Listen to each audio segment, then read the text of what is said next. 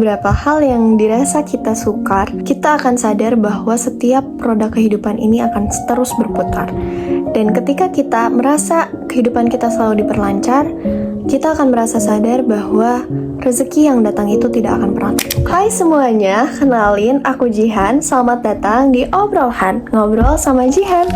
Hari ini aku bakalan bawain tentang Bila Buku Berbicara, atau sebuah tulisan yang berbicara melalui buku yang aku baca. Di video kali ini aku bakalan bahas tentang sebuah buku yang menurutku relate sekali dengan kehidupanku selaku anak bungsu. Atau mungkin teman-teman juga udah tahu buku yang bakalan kita bahas.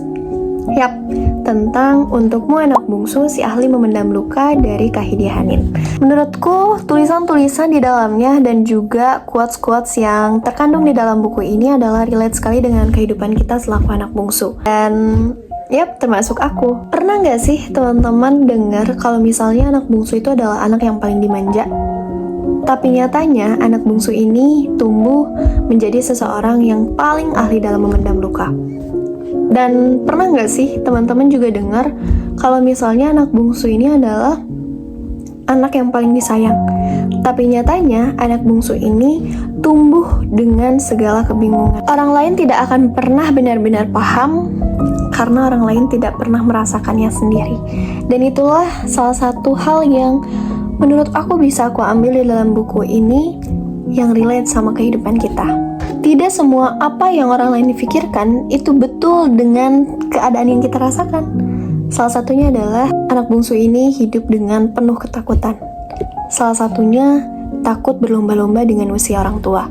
Dan itu sudah terjadi di dalam kehidupanku. Aku kehilangan sosok seorang ayah di usia 17 tahun yang menurutku itu adalah salah satu gerbang dalam menjemput cita-cita.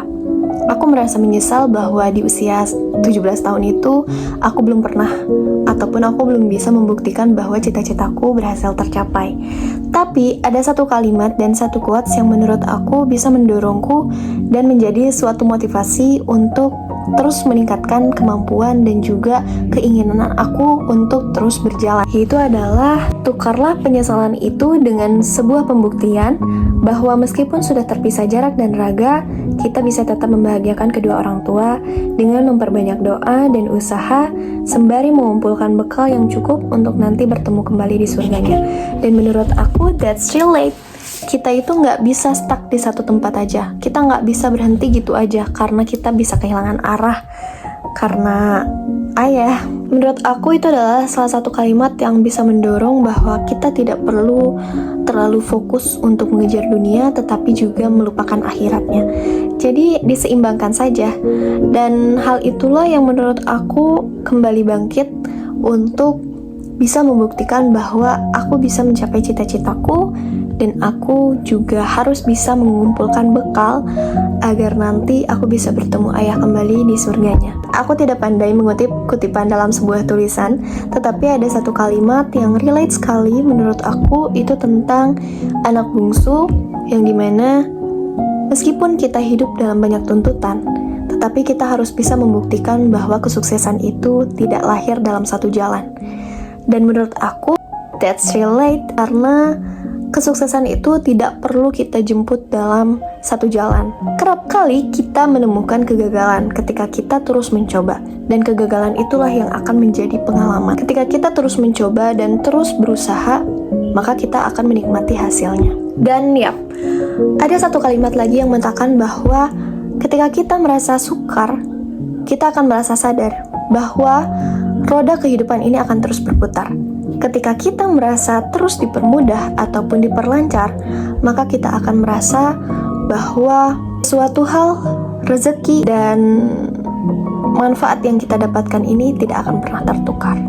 Dan yap, untuk saat ini kalian jangan pernah takut kalau misalnya kalian gak akan jadi apa-apa. Selagi kita berusaha dan terus berdoa, kita tetap percaya bahwa apa yang menjadi takdirmu tidak akan pernah melewatimu.